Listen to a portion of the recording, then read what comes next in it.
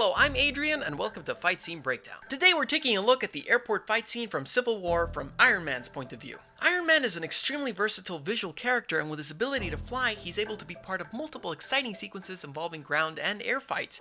He's also mostly a CG character, which gives the camera unparalleled freedom with where it can move around.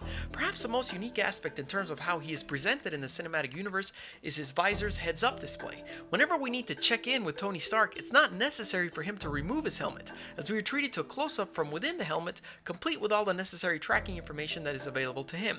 The editing for his sequences is top-notch, and the shots complement each other greatly. For example, let's take a look at this incredible sequence involving Ant-Man. Hawkeye fires Ant-Man from his bow and he flies towards us. We cut once he is too close, and now we're in a wide where we see Iron Man quickly tracking where each of the arrows are going. We cut to another wide shot to get a good view of the action as Iron Man begins to explode every arrow.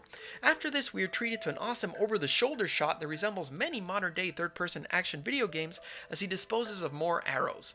Once we see he's having no trouble taking care of the situation, we cut to a shot simulating a macro lens where we see Ant-Man getting ready to dive off the arrow, and in one of the more visually impressive and unique shots of the Marvel Universe, the shot does not cut, and we see him leap onto Iron Man and easily clamber into the suit. Tony Stark believes that superheroes should have their actions regulated by the government, and he is on a mission to bring back those who refuse to sign the Sokovia Accords. He clearly doesn't really want to fight his friends, but knows that it may be necessary since Captain America is determined to never sign them or turn himself in.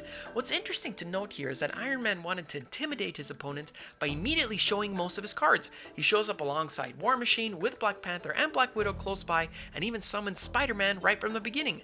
Notice how Captain America kept most of his allies in the distance in order to begin the fight on his terms instead of facing him head-on from the get-go. What should also be mentioned here is that Iron Man kept his most powerful superhero mostly at bay, and from a purely filmmaking standpoint, it makes sense. Vision could easily defeat Captain America's entire team except for Scarlet Witch, and it would have taken quite a bit of tension out of the fight had he been involved too much. This is also the storytelling reason for why Hulk and Thor are out of this fight. The directors thought it would tip the scales too heavily on one side or the other. In this fight, Iron Man is mostly a projectile kind of guy instead of a brawler, and he uses several of his weapons available to him to keep the fight contained.